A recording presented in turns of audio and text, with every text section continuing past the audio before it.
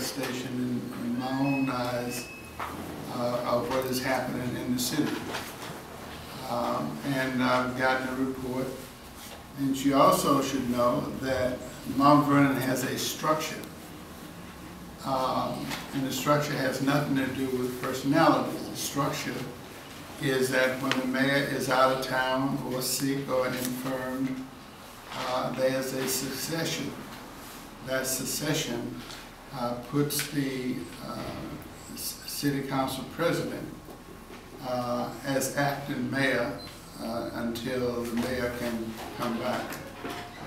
But that does not tell all of the story. I was interviewed by Roseanne Coletti earlier.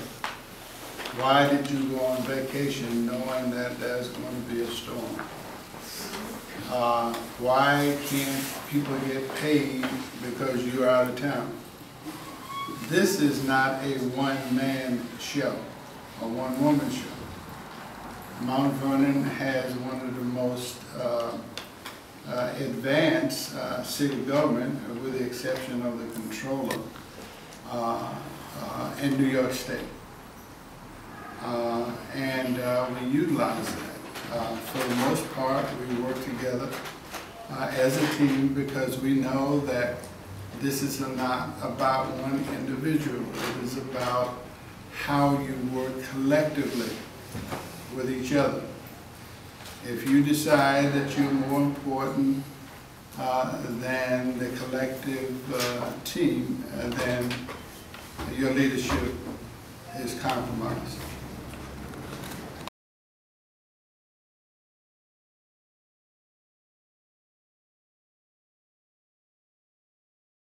Mr. Mayor, you haven't said anything about the community you've come home to. I'm wondering whether, if you know how many people are without power and what Con Ed has said about when power will be restored. I did say that we have about 9,000, according to this list, about 9,000 out of 29,000 customers still out. And we're working feverishly. And it's a little more complicated than that because there are some major feeds that loops around certain communities. And when that happens, you can't just jump in and turn it back on. So the area that I live in, I haven't been home. You can write that down. I have not been home. But I do understand that the area that I live in is still without power. So they make up some of the 9,000. I asked the question, the most vulnerable, who are the most vulnerable? Well, Leicester Tower is one. It's 400 and almost 500 units of housing. They are online. All of the senior citizen housing has been restored. So we are working with Con Ed, and you know, a lot of people like to beat up on Con Ed, but from the reports I've gotten, Con Ed has been with us and has worked with us. Are there some glitches? Yeah, one is Central Park West that I was on that street. It's like a war zone. You have trees hundreds of years old toppled. I spoke with a man over there the other day. He said, you know, I voted for you, but I didn't vote for you last time. I voted for Maureen Walker. I said, well, I won't hold out against you. We're still going to do what we need to do, and we're working with that community because we need to do it. So to me, so far, that is the worst street.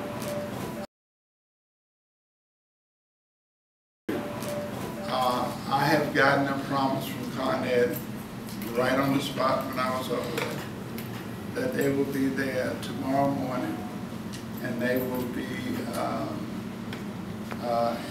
working towards restoration. I called Ben DeVito, my son. He looks just like me. I called Vinny and said he's the chief tree surgeon, and he's assured me, Vinny, so he'll trust. Con Ed said as soon as they're going to get the danger away, you can obviously understand that we will not send our people in harm's way unless there's no way around it. And so Con Ed has promised me that they're going to be over there and they are going to assess the electrical implications. When they do that, then the crew headed by Commissioner Woods, they're going to go over there and they're going to blitz that area.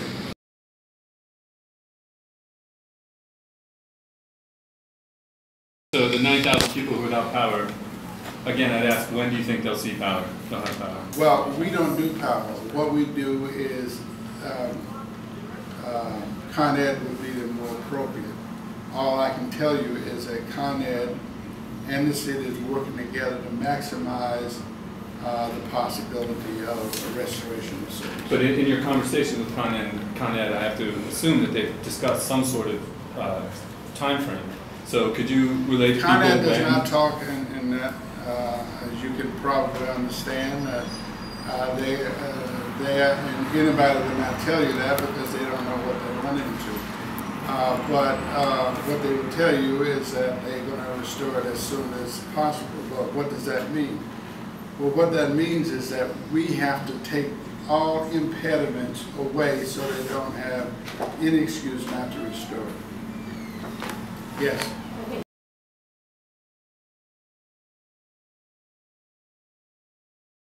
Speaking of impediments, I'm Lisa Madsen. I live with Fleetwood, and I live right around the corner from that Central Parkway that looks like a war zone. It's been like that since Tuesday. There hasn't been a twig cut up, okay? And we have a lot of elderly residents in there, and I'd like to know how you...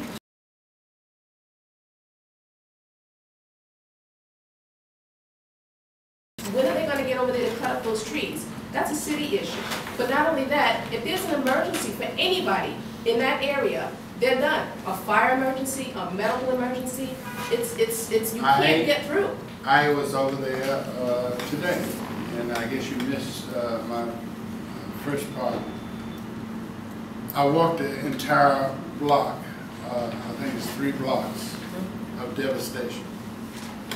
You have split electrical poles. You have the only thing that keep it from falling into the street, I'm talking about the electrical poles, is the wiring.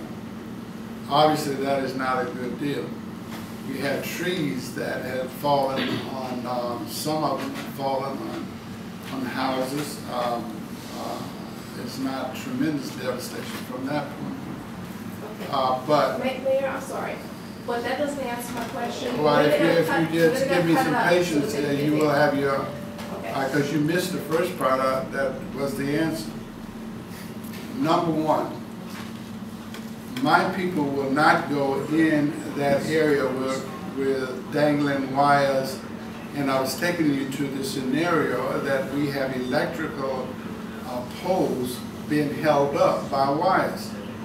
That is not a condition that my people can reasonably be expected to go in. I also said, which you probably missed, is that I was on the phone with Con Ed, and the Con Ed said that tomorrow morning they will be up there to begin to clear away all of the electrical impediments so that my team can come in and cut. Okay, my question is this. Now, aren't you supposed to be, or doesn't the mayor's office have to identify what those impediments are so Con Ed can know what the wires are? No. They feel that nobody's up there listening. I don't think you're listening. She's not listening. There are wires that are over in the streets. Those wires pose a danger. We know that. That's why I live there. We know that. I'm sorry. I've been there. So Con Edison has to de-stress the area of electrical hazards. Once they de-stress the electrical hazards, that permits my people to go in and do the cutting of the trees. They have said to me today that they will do that tomorrow. Trying to rule, I'm seeing New York, Mount Vernon's finest and their bravest. I have family members in other states who are the finest and the bravest. I still don't know what my question has been answered. I don't think it has, about Central Parkway. What Stop, please. What emergency or contingency plan we have if there's an emergency over there for these men to come in and help somebody? Because those trees are down. How are they going to get in there?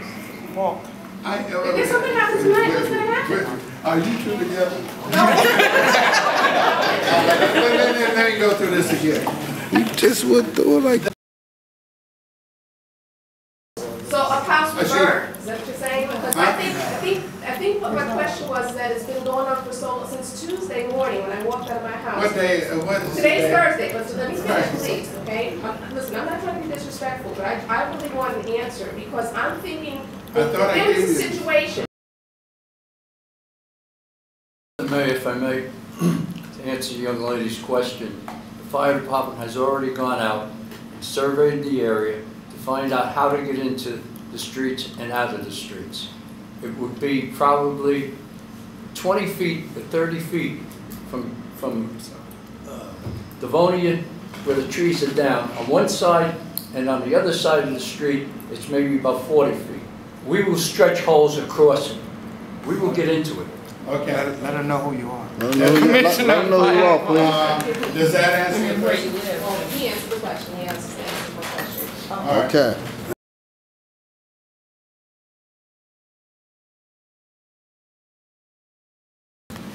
Mr. Mayor, you had said that your visit to North Carolina was not a vacation. So does that mean that that you were there on official duty as a mayor of Vernon? Let me explain this to you. I'll do it this way.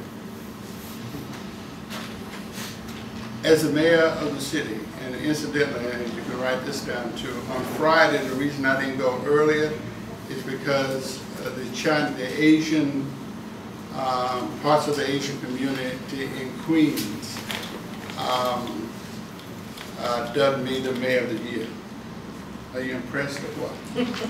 Now, so I have to do things that normal people don't necessarily have to do because I'm not in a normal position. I have been to China twice. I have been to Brazil. Why? And the reason I postponed my trip to North Carolina was because I am doing business, trying to do business for big things in the city, and the Chinese have shown an inclination to be investors. So, if the Chinese think I'm that great, I know you don't, but the Chinese think I'm great, but you're not going to invest in my community. They will. So, I'm sorry. Anywhere I go, there is a reason for it. It is just because it is not a vacation, that does not mean that you can just write it up as a vacation. It was done on the weekend, and I was trying to get back by Monday.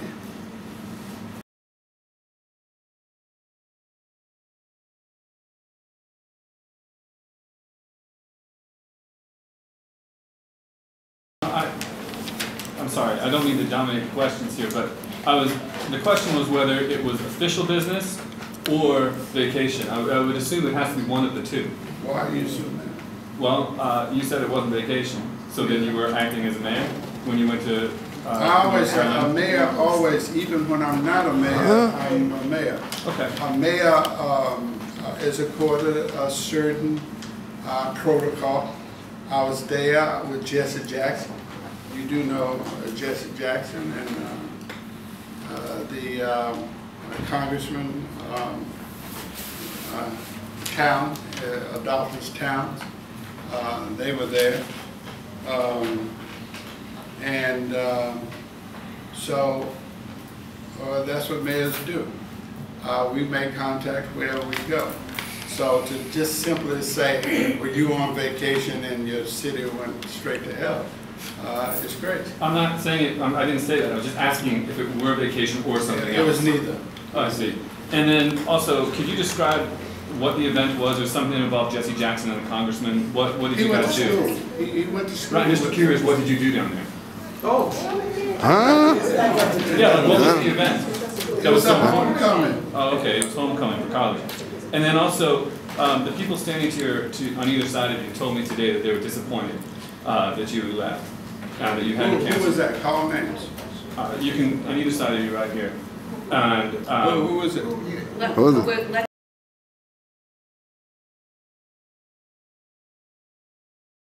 And I'm asking, I just want to know, the two people standing on either side of you are disappointed in your absence. What do you say to that? Tough. I say to both of them, I tough. think he's taking it out of context. And I said tough. And when I go to China, I'll be out of town when I do that. And they don't like that, that's tough too.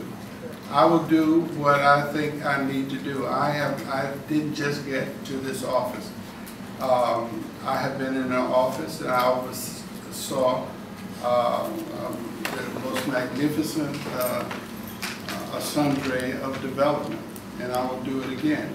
And then just because you or some other politician standing around me want to think that they're going to make some hay out of that, that's tough. I just think, Yeah, what do you think? I would just question, do you think a mayor should be in the city Every 24 hours a day? No, that's not my question. Well, what is your question? During a time of crisis, is the mayor essential?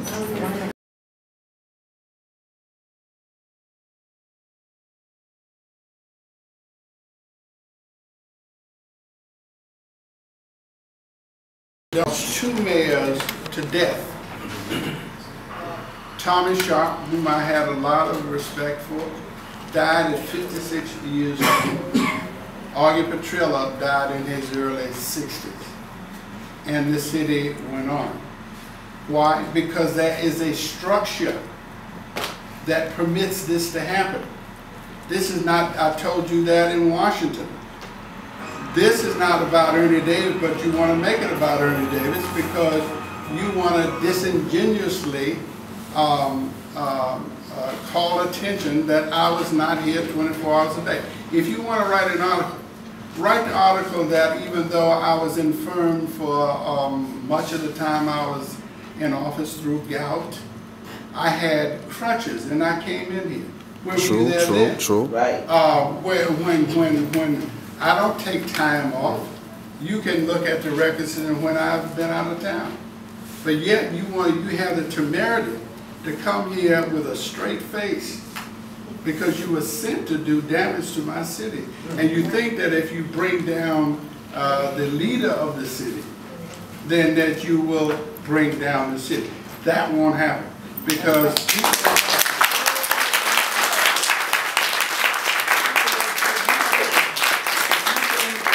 going to come up here and when your journalistic reputation is in tatters already. We had 40,000 people to come to 3rd Street where nobody wanted to go. The biggest affair in the state of New York, and you did not come here because you said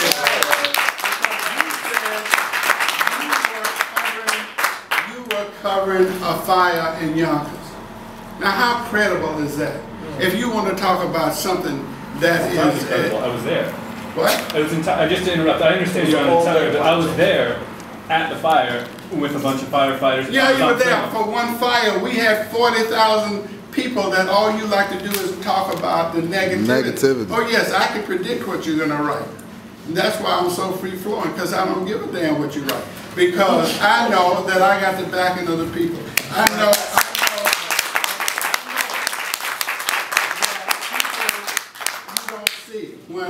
you don't see the people who in the hospital I go to. You don't see the the families I befriend. You don't see all of that. Because all you want to talk about is that how bad this mayor is because he was out of town. When the structure, and you're an intelligent person, you're jaded by something, but you're an intelligent person, you simply understand structure, don't you? Well, don't you? The structure says if the mayor is infirm or whatever reason out of town, there is a protocol. That protocol means that the city council steps in at the acting mayor and assumes her powers until the mayor comes back. Fair so enough. I don't know why it is that Ernie Davis has to be here when the structure permits Ernie Davis to leave. I have been to China for 11 days, Brazil for 11 days. What the hell happened then? This city does not run just because of Ernie Davis, although I'm a mighty boy.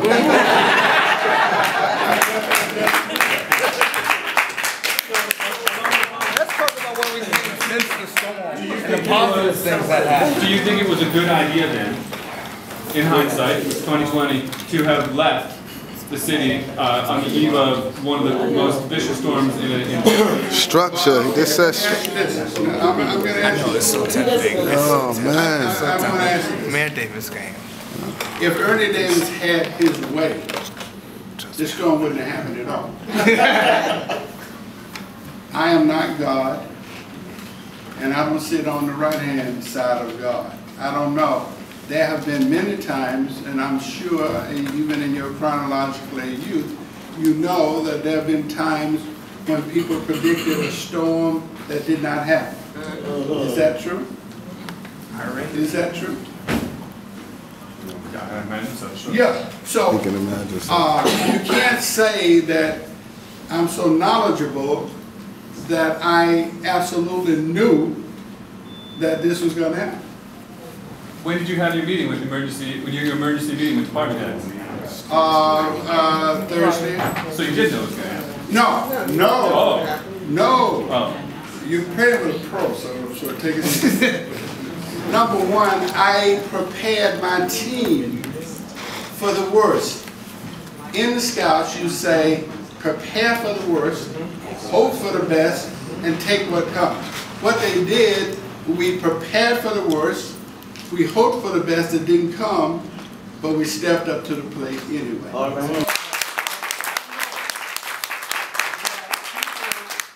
Any other questions?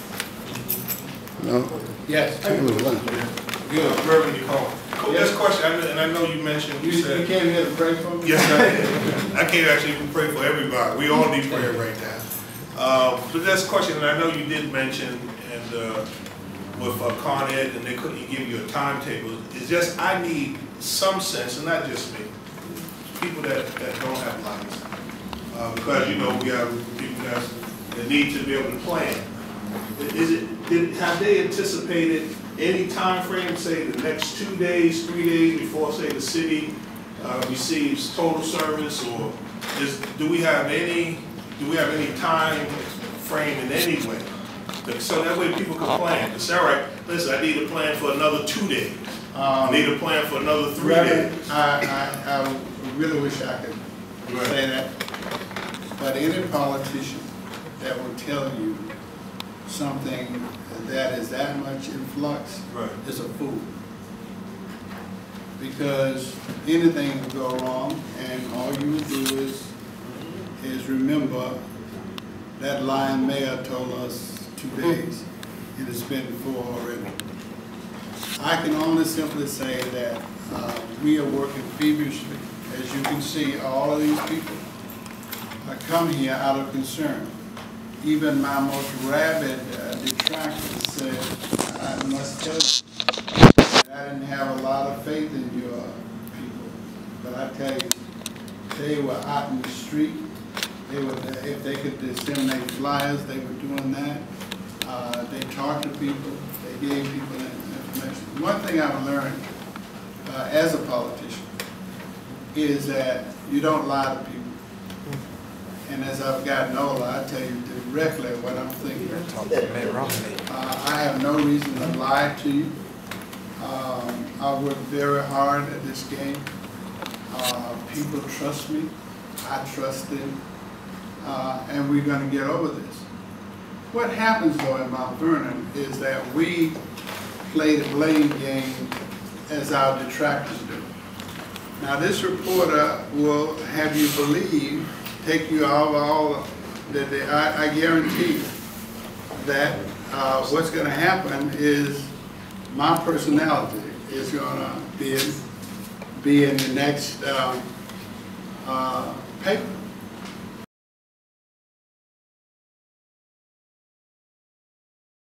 I would never. What I tell you today, when I was cursing and raising hell, you can write that. Because I know you will. And I want you to get the whole essence of how I feel about this. And I'm telling you that this is not about me. I know you're going to make it about me because people like to write about theirs. That's the way it goes. And I understand it. But at this time in my life, I'm going to tell you the truth. I ain't going to try to hide nothing because I don't have to. And this is what it is. I have a good team. They did a good job.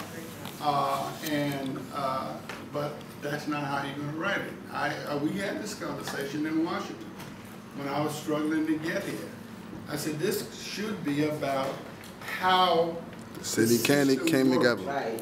How the city came together.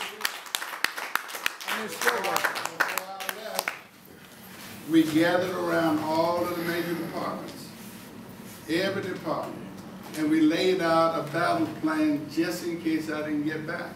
But even if I had been here, the plan would still have been the same.